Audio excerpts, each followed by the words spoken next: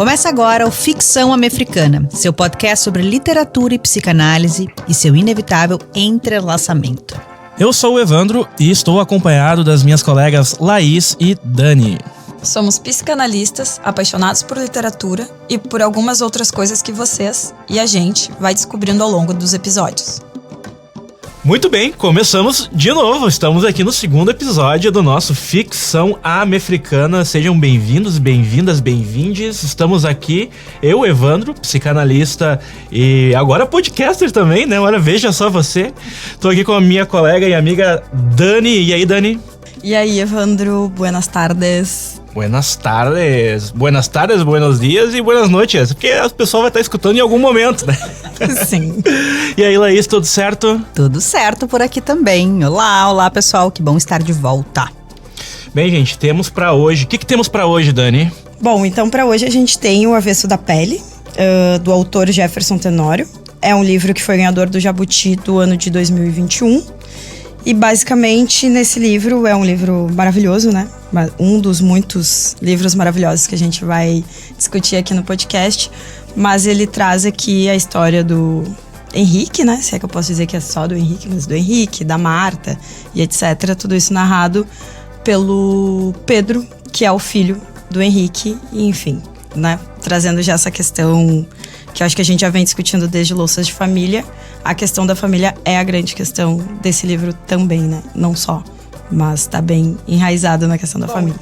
Talvez a gente possa dizer que a questão da família é a grande questão da americanidade também, né? De certa forma. É a grande questão, acho que de todo sujeito, né? A grande questão de vida, né? Que a gente vai levar. Mas eu tava te ouvindo, Dani, falando que esse livro foi um vencedor do Jabuti, né? E é um livro que também foi censurado, né? Nesse ano, no Rio Grande do Sul, né? Nas escolas. Nesse ano de 24, né? Nesse ano de 2024, ele foi censurado.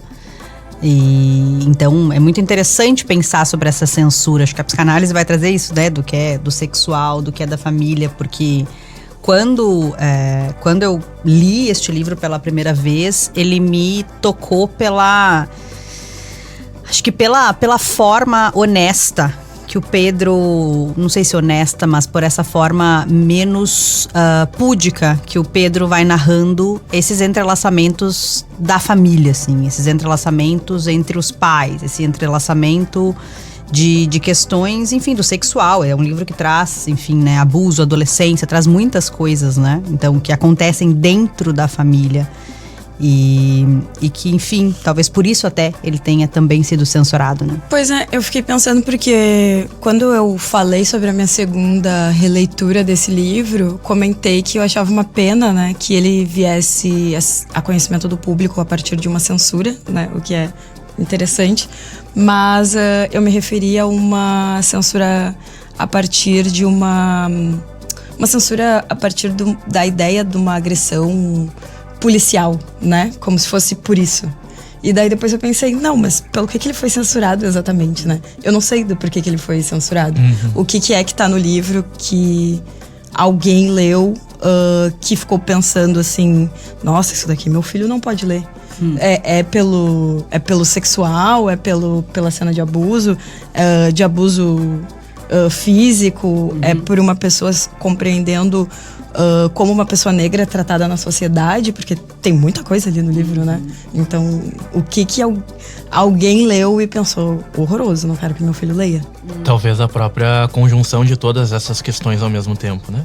Porque na medida em que tudo isso se articula, isso também desmascara uma certa posição do sujeito, vamos chamar aqui de sujeito negro, junto com a Isildinha, desse sujeito negro na africanidade, assim, o que vem a ser, porque na medida em que todas essas questões são articuladas no texto, elas também escancaram uma certa subjetividade negra que até então está mascarada pela palavra racismo, pelas palavras perseguição policial, por um discurso da violência, que esse texto de alguma forma ele transcende esse discurso, ele apresenta também a violência, uma tentativa de talvez subverter um pouco a dimensão da denúncia, porque ele está escrito num conjunto de textos narrativos da contemporaneidade em que a denúncia já não é mais o suficiente para a literatura, né?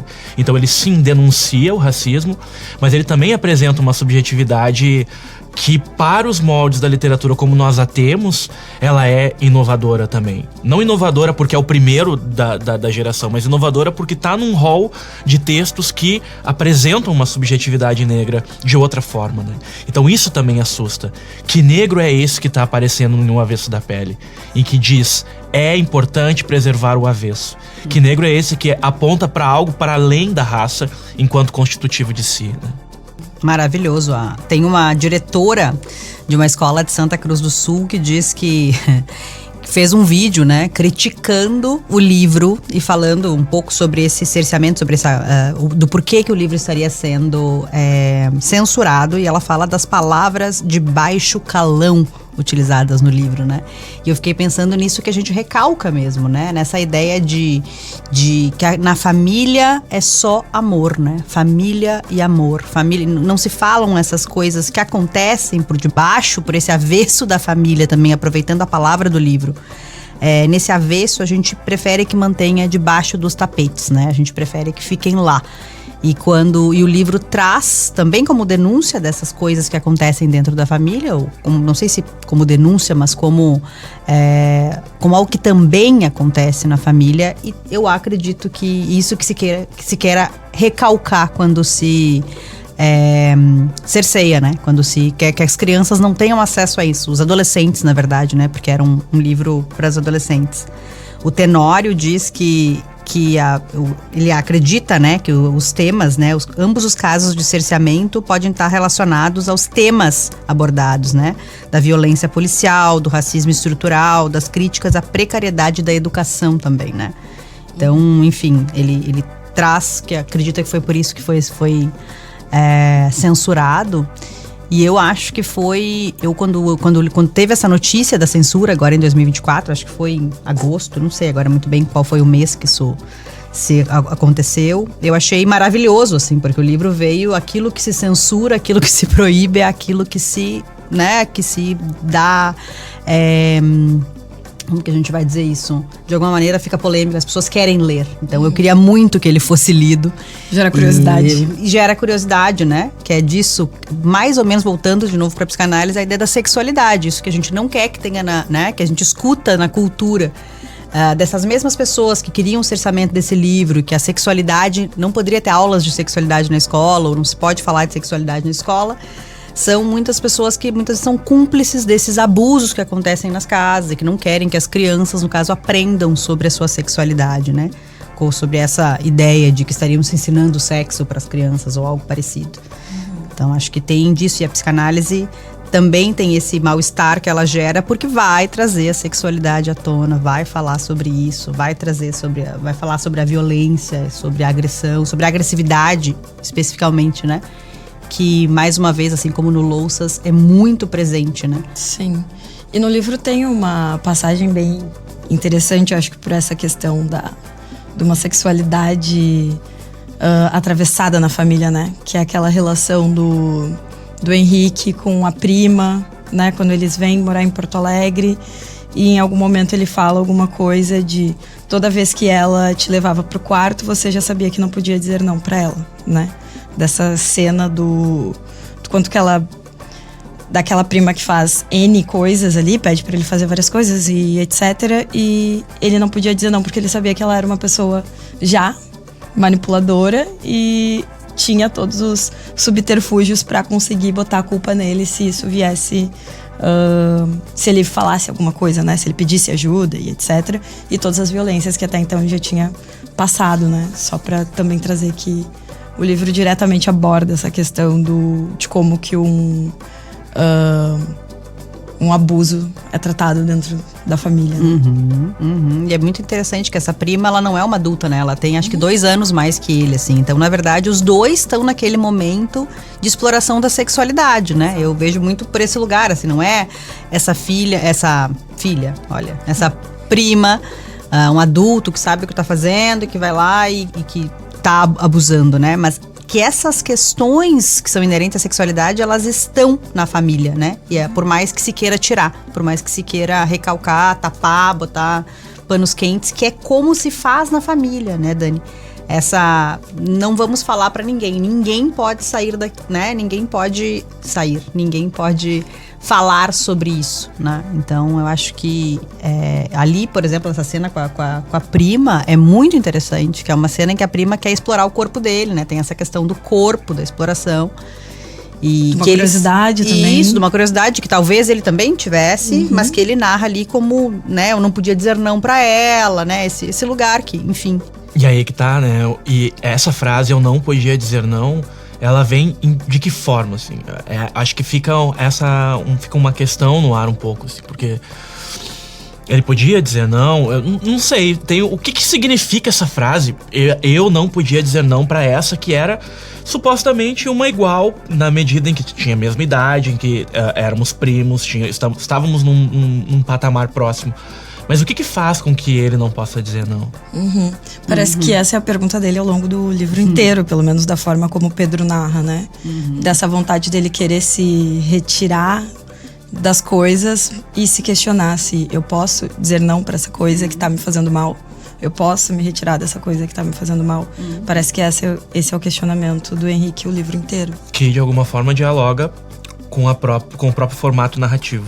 Porque quando nós estávamos, antes da gravação aqui, falando sobre o porquê, como o texto foi construído, está em terceira pessoa e enfim, acho que Laís pode falar um pouco mais disso também, assim, da questão narrativa de fato, mas ele se refere ao pai como se estivesse contando a história do pai, e é muito interessante que nós vamos em algum momento abordar um outro livro, fazendo já o intertexto aqui com o Autobiografia de Minha Mãe, que também narra um pouco essa história entre a mãe e o pai, entre a mãe e a filha, no caso, olha aí. O pai tá no meio. O pai tá, de alguma forma, presente, isso é importante também, né, porque o pai tá ausente.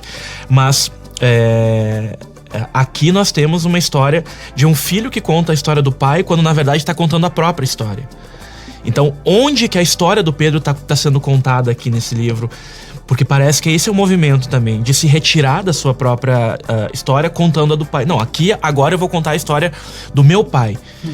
Que tem uma certa semelhança com aquelas primeiras entrevistas em análise, em que eu chego pra contar a história de um outro. E a gente sempre diz, quando nós estamos na posição de analista, a gente diz, não, tu tá contando a tua história. Por mais que tu esteja dizendo de outra pessoa, é de ti que tu tá falando. É a tua história que está sendo contada aqui.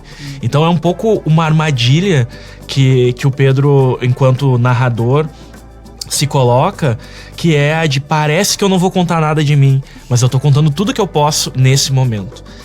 Para ele, tudo que ele pode nesse momento é falar do pai e de todas essas situações de violência que o pai vive, quando na verdade as próprias situações, elas estão assim meio que diluídas ao longo do texto, até que chega um momento em que ele enumera. Primeiro teve isso, depois teve isso, depois teve isso, todas as situações de violência que ele pode lembrar.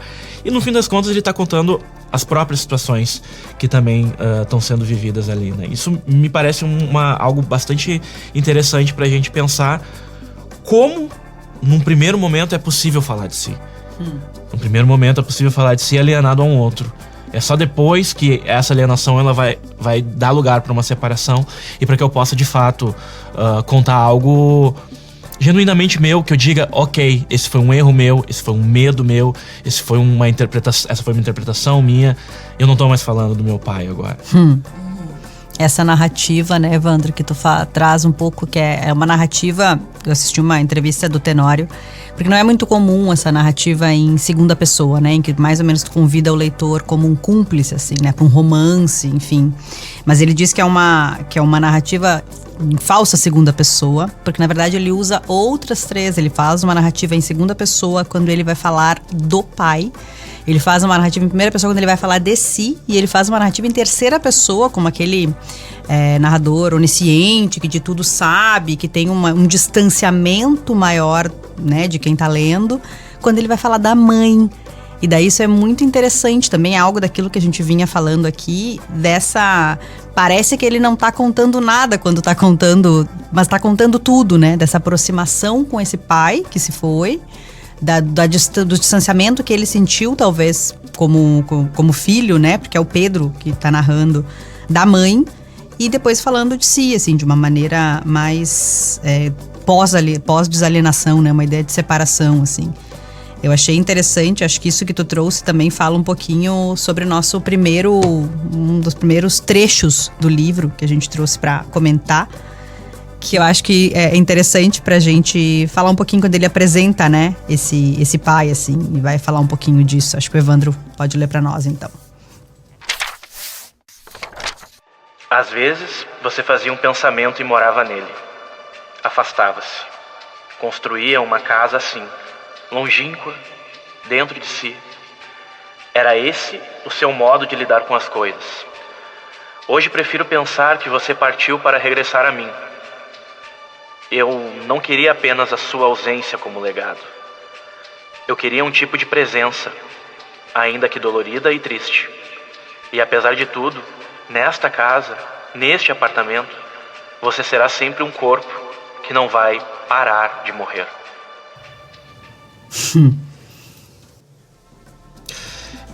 Na abertura do livro, antes do livro começar, tem uma frase que é do Shakespeare. Não sei se quem tá nos escutando se atentou para isso também, que é só uma coisa muito sutil ali, mas que é a frase "quem está aí?", que é a que abre a peça do Hamlet, uma frase dita pelo Bernardo. Quem lembra do Hamlet lá, é o momento em que o Hamlet encontra com o pai morto. E a peça começa a partir de então um diálogo entre o Hamlet e seu pai. O pai que manda ele fazer algo, vingar a sua morte. E é muito interessante que o Tenório abra com esse diálogo, assim, com essa parte do diálogo do Hamlet, mas também que abra com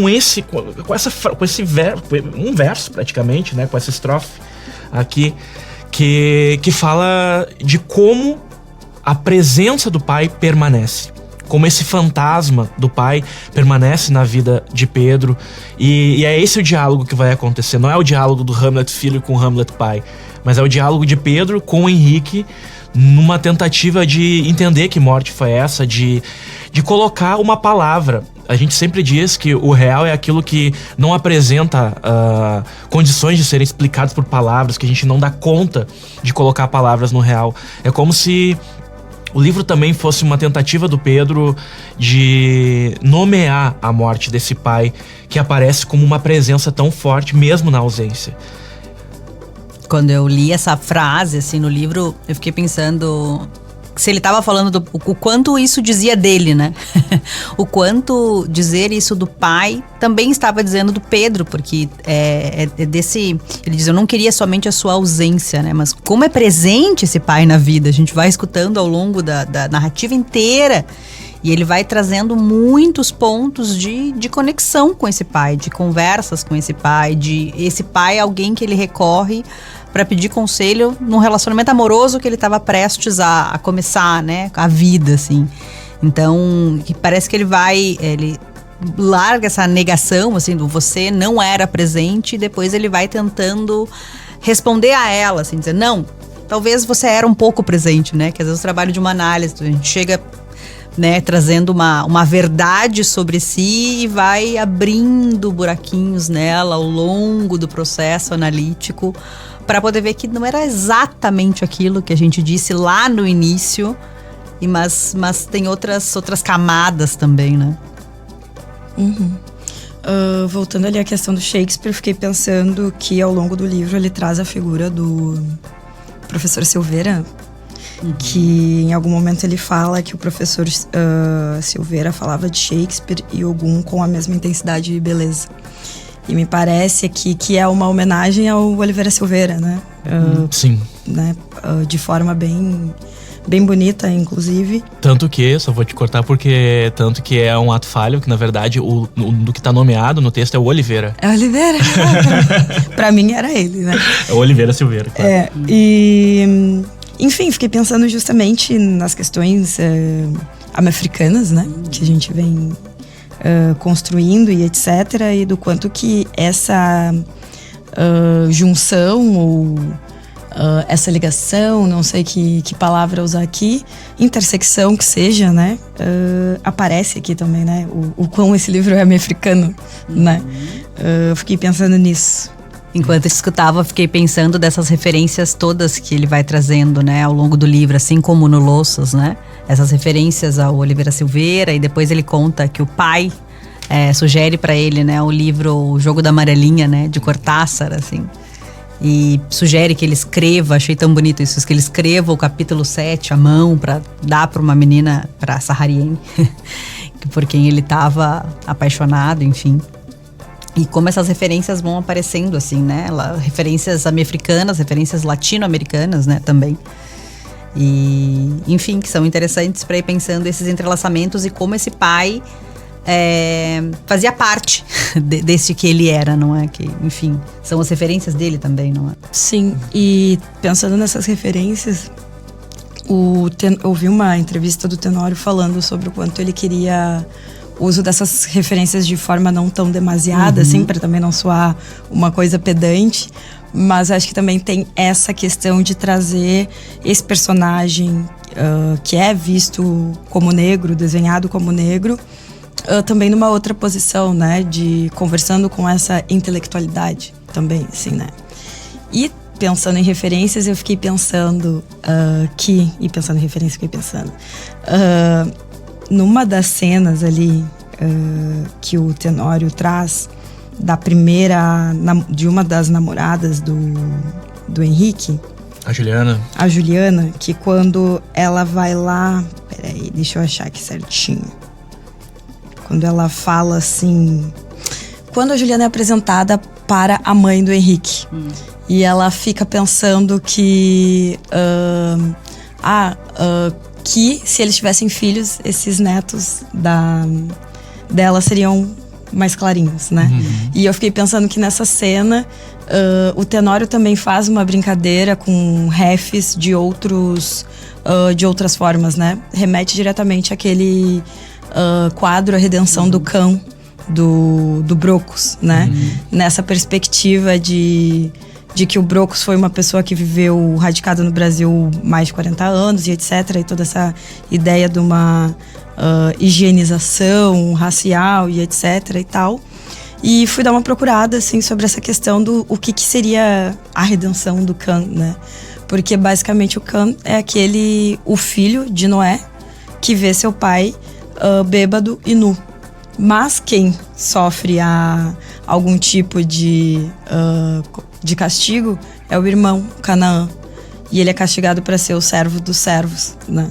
E aí tu fica pensando nessa noia toda da família envolvida e também nesse desenho, né? Desse quadro da redenção, onde seria bacana alguém se embranquecer como uma possibilidade de redimir a servidão de um outro, digamos assim, né? Então a volta da volta da volta. Mas ao mesmo tempo, esse redimir, ele vem marcado pela própria cultura? Pela cultura, mas exatamente, a cultura representando aí esse legado que o Pedro disse que não gostaria que o pai tivesse deixado, assim, né? Que é o lugar da ausência, etc. Mas de um outro legado, para ver como a gente ainda tá falando de heranças de um passado e tentativas de se desprender dessas heranças, né? Porque, de certa forma, a redenção, ela aparece aí como uma tentativa também do sujeito de se distanciar desse passado nessa perspectiva que está sendo colocada como a redenção de fato, né? Enquanto que isso não se apresenta como uma possibilidade de fato. À medida em que você vai sempre ser marcado por isso, enquanto na cultura o legado existir. Quer dizer, o que quer dizer eu me embranquecer? O que quer dizer um homem negro rico se pensar branco? O que quer dizer essas tentativas de brancura, esses ideais de brancura que nos são atravessados? Eu acho que isso que a gente está falando também, né, é marcado por isso que para esse racismo estrutural que ele traz, né? Que não é do nada que esse ideal de brancura, ele querer embranquecer, porque de fato provém de algum sofrimento, não é? De muito sofrimento. E então, a gente lê, eu acho que é a mãe dele que fala essa frase, né? Que os netos vão ser mais claros ou algo parecido. A gente consegue perceber algo desse racismo ali, porém, tem um lugar, né? De onde está vindo esse discurso, talvez de quanto sofrimento essa pessoa teve para poder, né, reproduzir esse racismo que é estrutural, né? E não sei, tava te escutando e lembrei, tu falou de um homem negro, né? Enfim, lembrei do caso que aconteceu com o Tenório também, aqui em Porto Alegre, em 2024. E que ele tava gravando uma entrevista para um jornal, não gringo. Sei agora, para um jornal gringo, eu acho que era, não vou lembrar agora qual, New York Times talvez, não sei. Mas na Redenção, né? E ele sofreu o quê? Uma abordagem policial, né? Ele é um autor reconhecido, vencedor do Jabuti, conhecido internacionalmente pelas suas obras, mas ele é um homem negro. Uhum. E ele é um homem negro em Porto Alegre, né? E que é onde também nós estamos, né? Esse livro nos toca muito diretamente por esses lugares também, né? E ele sofreu uma abordagem policial nesse dia, e mesmo tendo um repórter na frente dele conversando, enfim. Então me lembrou um pouco disso também, né? Do como tá marcado na cultura isso, né? Esse racismo estrutural. Como a redenção não vem. Como a redenção não vem. Uhum. Há um trecho do livro que fala exatamente do momento em que parece... é um pouco daquilo que a gente falava, assim. Pedro vai contando a história de seus pais enquanto está contando a sua própria, né?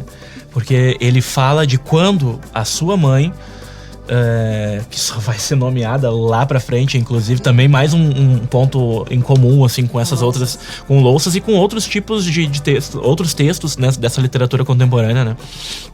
Em que a sua mãe é nomeada enquanto negra, né? E o trecho vai mais ou menos por essa linha. Flora olhou para minha mãe e perguntou, talvez sem maldade, por que a pele dela era mais escura? E foi a primeira vez que alguém falou da cor da sua pele. No início, minha mãe não se importou. Mas na hora em que Madalena foi questionada por minha mãe a respeito daquilo, ela não soube o que dizer. Talvez nunca tivesse pensado numa coisa assim. Em seguida, disse apenas que a mãe e o pai dela eram negros e que por isso tinha essa cor. Minha mãe fez um movimento afirmativo com a cabeça. Madalena achou que era pouco e completou, dizendo que a cor dela não significava nada.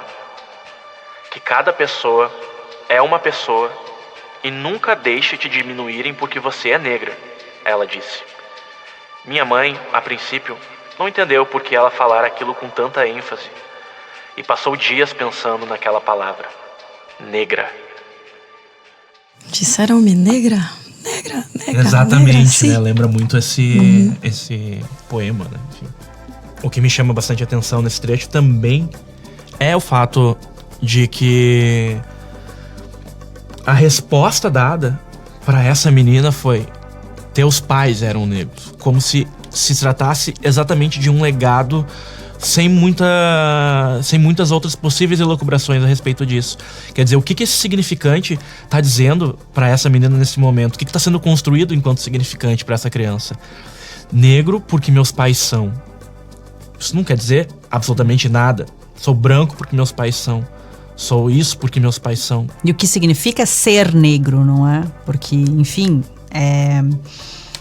ali ela diz, né, também, acho que bem pertinho desse livro, ela diz: a pele fora nomeada, a existência ganhara sobrenome. Então, agora ela passara a ser Marta e negra, né? Então, assim, o quanto, a partir dali que essa sujeita, então, vai começar a tentar entender o que aconteceu até ali, né? Por que será que... Depois ela vai contar, né, que Porto Alegre foi tão difícil para ela no início. Não sei se a gente vai dar muito spoiler, mas o que acontece com os pais dela na cidade, todas essas questões, assim, Que depois só, e é num só depois, como numa análise, ela vai conseguir nomear que isso tinha nome, né? E que era racismo, assim, né? Que muitas das coisas que ela viveu também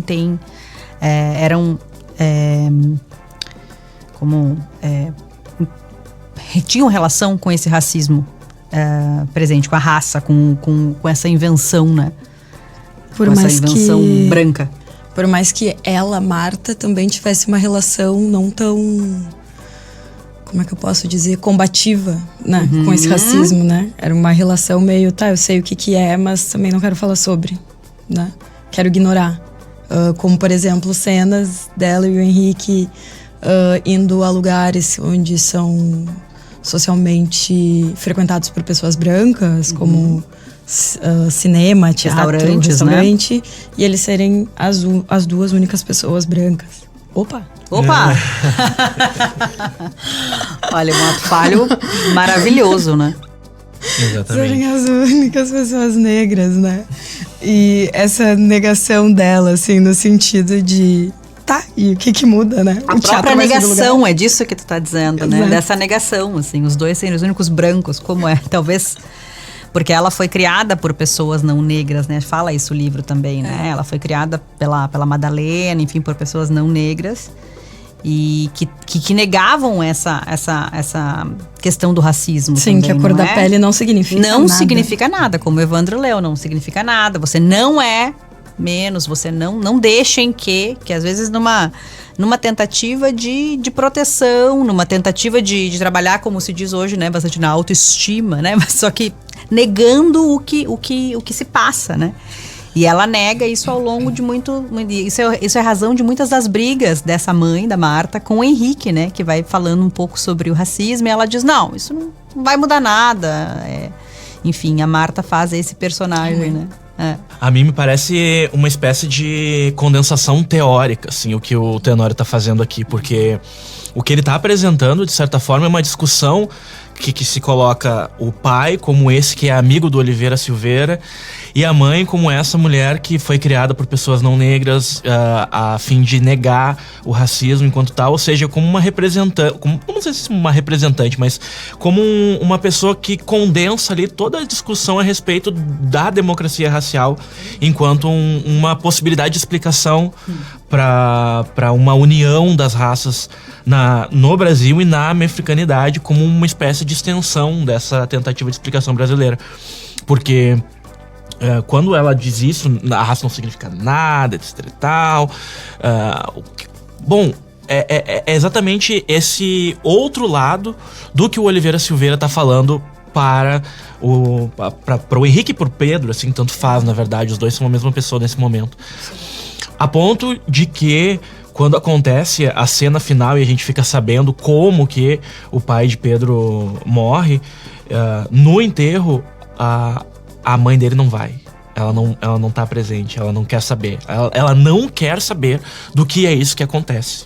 É uma espécie de... Não é mais do que uma negação. É quase como entra numa coisa delirante, assim. Não quero saber disso. Não quero fazer parte, vou fazer de conta que isso não aconteceu, que foi só um acidente, que é um pouco também da forma como muitos de nós temos como lidar com alguma situação traumática, né? Um primeiro momento de lidar com a situação traumática é justamente o de negar que aquilo aconteceu. Eu não tenho como lidar com isso agora. Depois eu vejo, depois eu tento colocar alguma palavra nisso, depois eu tento explicar. Por enquanto, eu só quero chorar e ficar sozinha. E ao longo da história, né, a gente vê essa Marta, que é a mãe do Pedro, né, nessa posição com o pai do Pedro, enfim. Mas também quando a gente vai escutando sobre a adolescência, sobre os primeiros amores e as primeiras experiências de vida da Marta, me lembra muito o paciente em análise, né? Que ele começa em negação, ele entra naquele lugar onde ele está, às vezes negando algo por causa de um trauma ou de algo. E aí tu vai escutando e vai percebendo de onde vem isso e que o quanto essa pessoa também já sofreu por isso, né? Porque a Marta teve um relacionamento antes a gente tá dando altos spoilers, tudo bem. Tudo bem, vai ter que Mas ler. a Marta tem uma relação, né, com o Vitor e ela escuta, né? Acho que ela acredita da sogra, agora acho que foi da sogra, me ajudem aí, que diz, relaciona com uma negrinha, né? Chamam ela desse lugar, colocam ela nesse lugar. E aí ela só pode escutar isso da sogra como uma ofensa porque ela já tinha escutado antes, já tinha sido nomeado esse racismo, já tinha sido nomeado essa pele negra, esse sobrenome na sua existência, né? Então, assim, é sempre de segunda vez que se escuta, né? O racismo, foi a primeira vez que eu escutei, não, deve ter sido a segunda, porque se tu escutou, tu já tinha escutado antes, né? E que é muito trabalho de uma análise. Às vezes leva anos para que um sujeito possa sair de uma negação, que às vezes é muito veemente, está muito querendo que se recalque, né? Para poder articular com algo disso, falar disso, colocar nos devidos lugares, enfim, né? Fiquei pensando nisso também. Que é o tempo das ferramentas serem construídas para que isso possa acontecer, né? Não é que simplesmente com a repetição isso vai se dar. Mas em algum momento a intervenção analítica ela funciona um pouco por aí, né? Há que se pontuar determinada repetição para que o sujeito se perceba, opa, não, mas só um pouquinho, agora sim, agora eu posso dizer algo sobre isso a partir dessa intervenção, né? Porque nessa interlocução entre as relações na família e o fato, né, da Marta ter namorado com alguém que a família lhe chamava de a negrinha e tal, isso vai sendo marcado e vai marcando um dos pontos talvez mais importantes do texto em termos de racialidade, são as relações interraciais nas famílias, né? Que aparece como um pouco como a gente já estava falando a respeito como é o nome do quadro? A Redenção de Cã, mas vai aparecendo também nas próprias relações que esses sujeitos vão tendo com pessoas brancas ao longo da obra, né? Então isso me parece que é um dos pontos mais tensos. E que eu usaria dizer, inclusive, que o Tenório, ele faz essa tensão acontecer sem resolver essa tensão. Ele levanta a bola e não se posiciona enquanto narrador, enquanto autor, né? Ele não chega a apontar para algum caminho. Ele levanta a discussão sobre a palmitagem, a discussão sobre as relações interraciais. Ele levanta isso. E deixa ao leitor e à leitora a possibilidade de agir sobre o que está sendo discutido ali, né? Apesar de que ele aponta para alguns estereótipos interessantes, como o do Rubão, como o da própria Juliana, né? São discussões que para mim são muito interessantes para a gente pensar o que é a racialidade e a interracialidade na mexicanidade, né?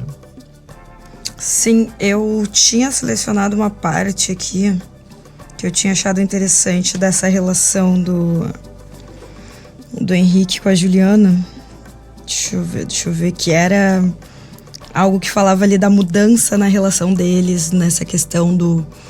Ele chama ela de minha branquinha, ela chama ele de meu neco, alguma coisa assim. E do quanto que isso, como ele traz, isso se transformando, que antes era uma coisa carinhosa e vira também a própria questão de uma possibilidade de gozo, digamos assim, né? Uhum. Que loucura. Aqui, tá, que ele fala assim, dali pra frente será sempre assim que vão gozar. Em algum momento ele fala isso, daqui pra frente. E aí eu fico pensando, goza pelo quê? Pelo pacto racial? Ou é por essa diferença da cor dos dois, né? O que seria o pacto racial? Me diz você. Me diz você. Mas se eu posso trazer alguma questão do pacto racial, é basicamente o que até então vinha sendo chamado de laço social, né? Dessa forma como a gente decide se relacionar em sociedade, né? Abrir mão de um certo gozo para poder se relacionar com os demais. Então, quando a gente pensa na perspectiva mefricana, a gente pensa que esse laço social se dá a partir desse pacto racial, né? Onde... Laço racial, né? Acho que a Eliane chama de... Eliane Marques chama de laço racial também, né? Uhum. Exato. Se a gente tomar como ponto de partida que o laço social se faz pela linguagem, que o laço social se faz pelo discurso, na verdade, né?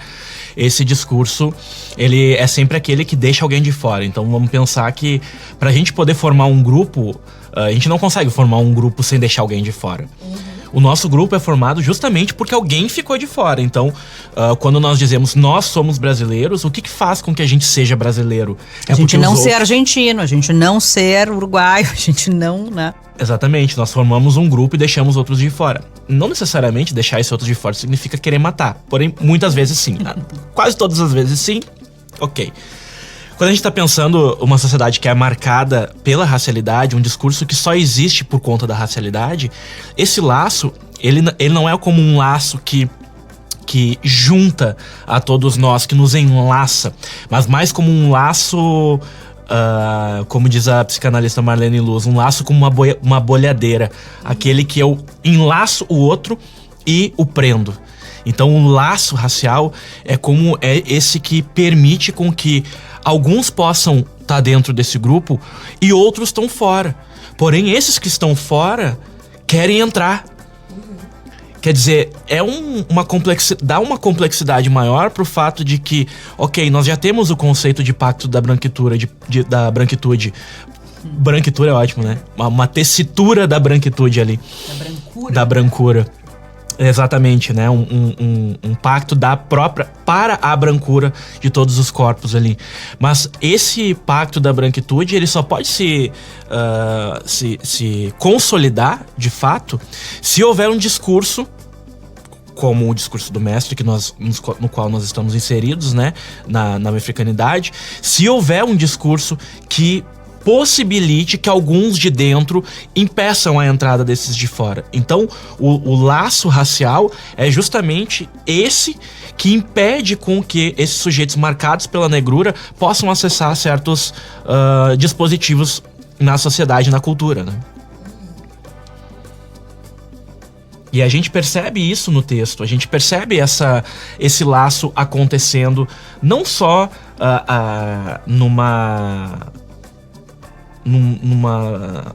leitura direta, mas também nos próprios alívios cômicos da peça, assim. Quando a gente encontra, por exemplo, da peça. A peça é ótima. Eu tô pensando na montagem também da Tem uma peça do Avesso da Pele também, né? Pra quem não sabe, se o nosso ouvinte, eu ia dizer leitor, se o nosso ouvinte não sabe... Qual é a diferença entre ler e ou escutar? Olha, aí temos outra questão legal pra abrir. Pergunte a Lacan. Mas o nosso ouvinte, que não saiba, né, além de ler esse livro incrível, que é o Avesso da Pele, do Tenório, tem uma peça também que foi feita com base nesse texto, nesse romance. E o alívio cômico que eu me referia é a cena em que eles procuram, o Henrique procura uma terapeuta, né? Sim. Que são, inclusive, psicanalistas. Fiquei pensando assim, são psicanalistas? São psicanalistas, né? Dizem eles que são psicanalistas. E que, bom, ali tá algo dessa tensão racial aparecendo enquanto algo cômico, enquanto algo tosco, né? Porque essas sessões de análise são toscas no sentido de pra que isso aqui tá me dizendo, assim? O que isso aqui tá resolvendo na vida de alguém, né? E que entra bastante no campo do imaginário do que vem a ser uma análise para pessoas pretas. O que isso significa para uma pessoa negra entrar num consultório de psicanálise, esse conceito de psicanálise manchado de branco?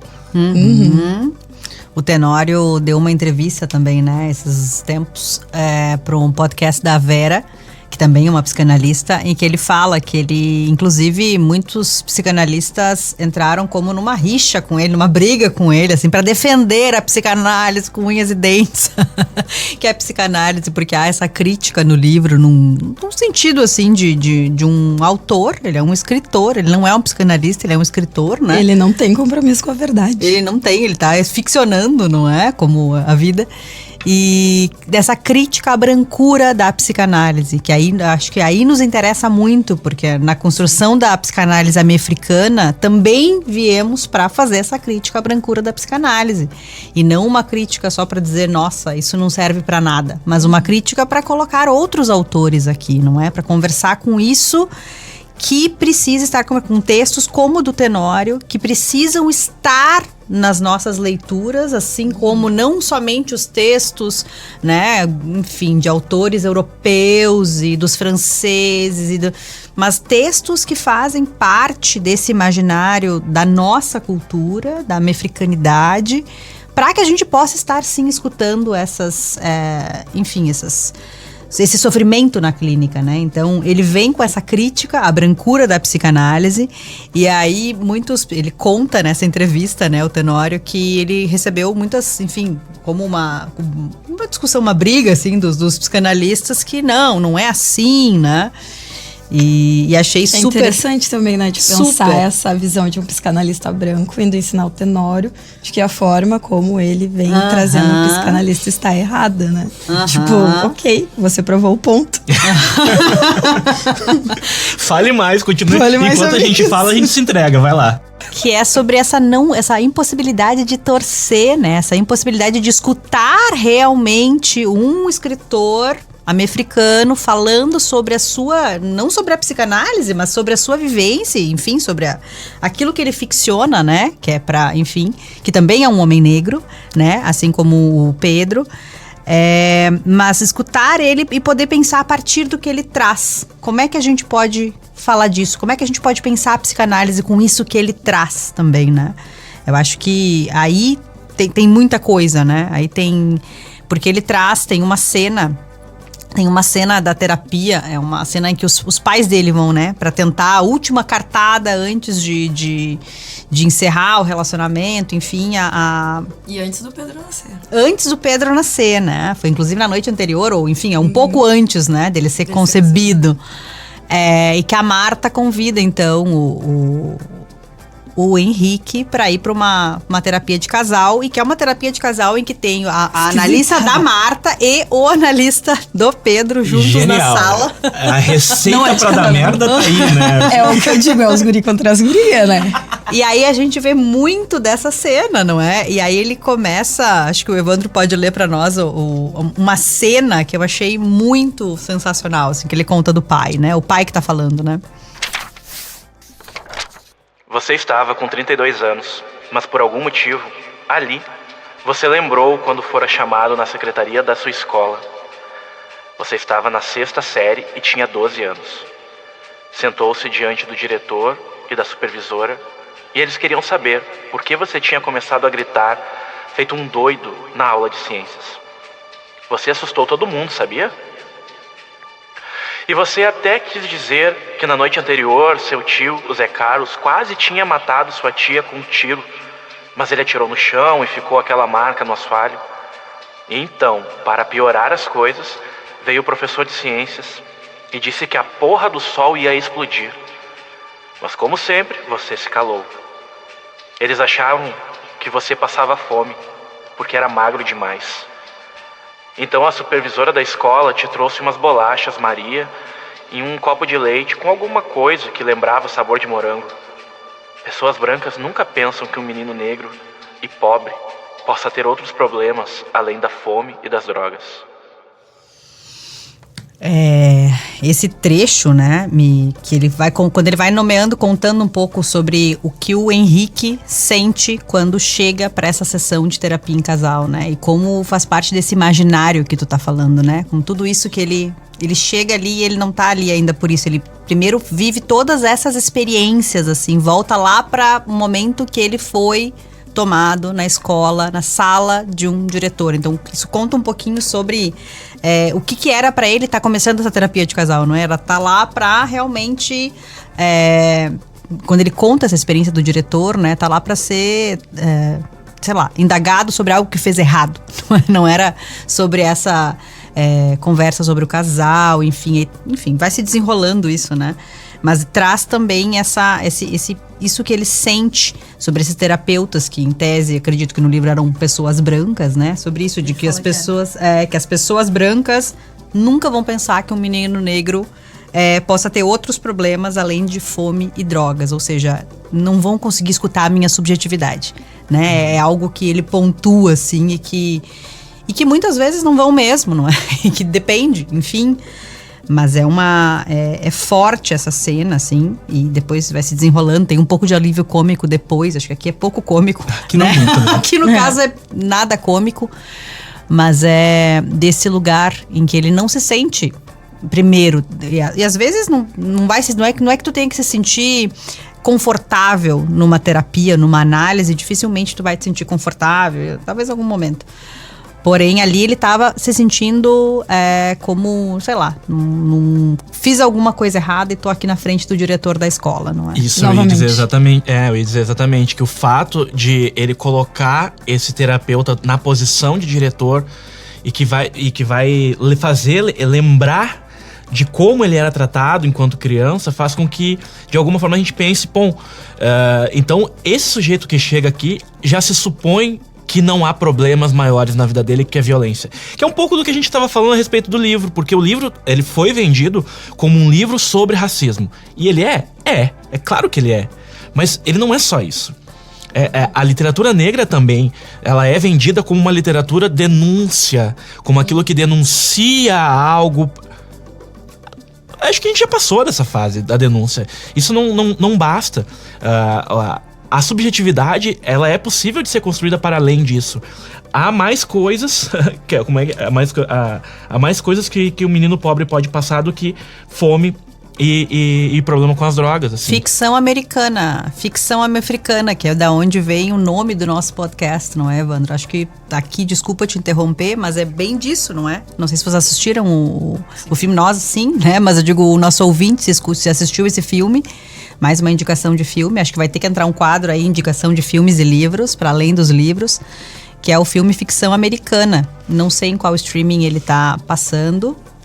Encontrem no seu streaming aí, Ficção Americana, que conta um pouco essa história de um escritor, né? Um escritor negro que não importa o que ele escreva, o livro dele vai estar na sessão, né?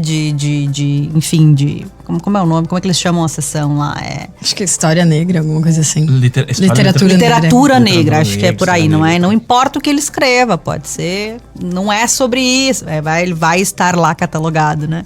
E tem todo esse estereótipo, me lembrou muito esse estereótipo aqui que os brancos têm dos negros. Eu me lembrei da cena do filme em que ele precisa, enfim, ele é um cara intelectual, assim, uma pessoa que lê bastante, um cara que tem uma linguagem acadêmica, né? Ele é um acadêmico, assim. E ele conta isso lá no filme Ficção Americana, né?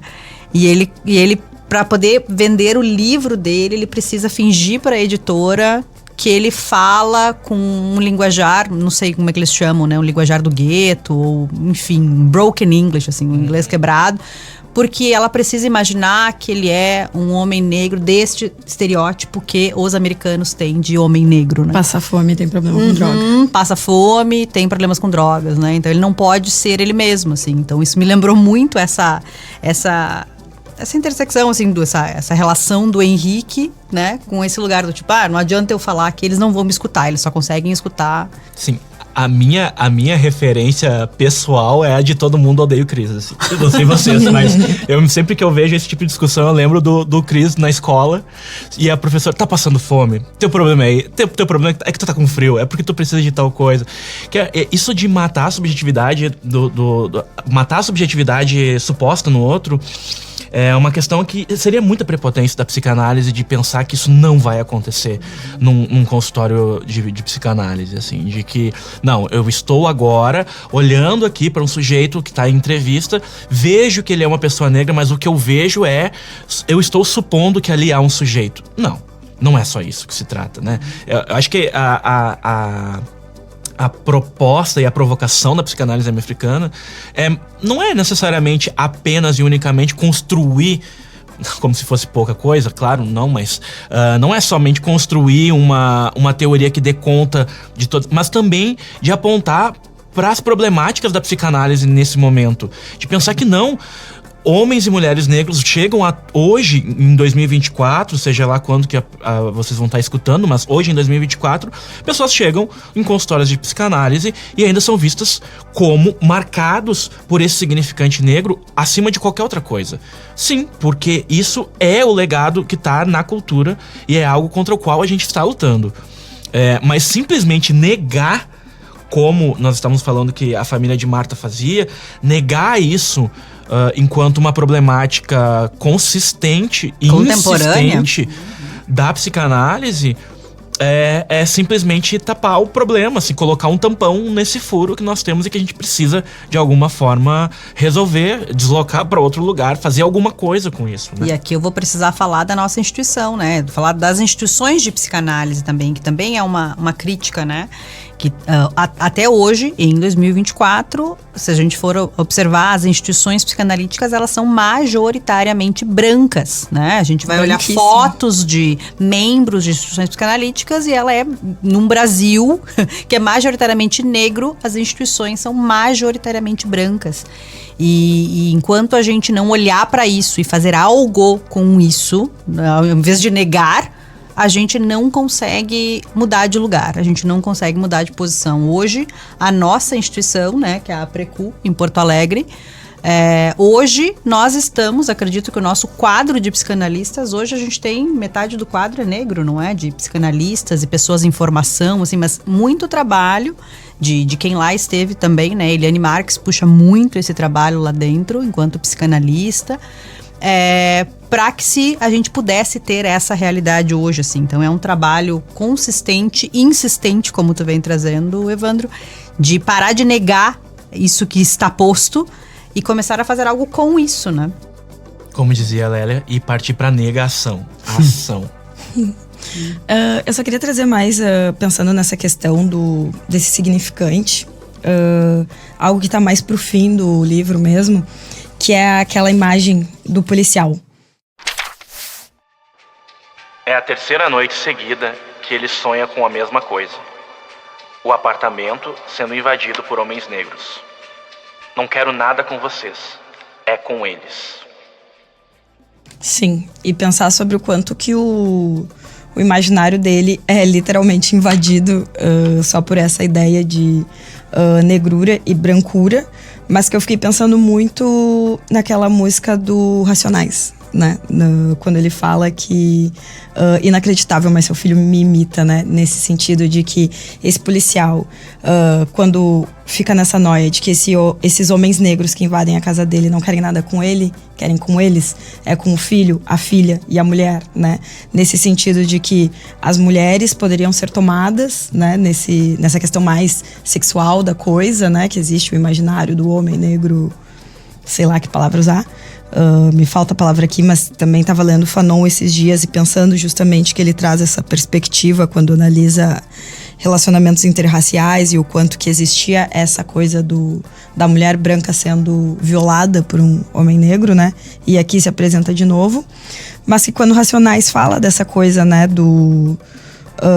de entrar através do rádio na casa de uma família branca e fazer com que esse filho queira ser negro também, de certa forma, né? Mais nessa perspectiva também.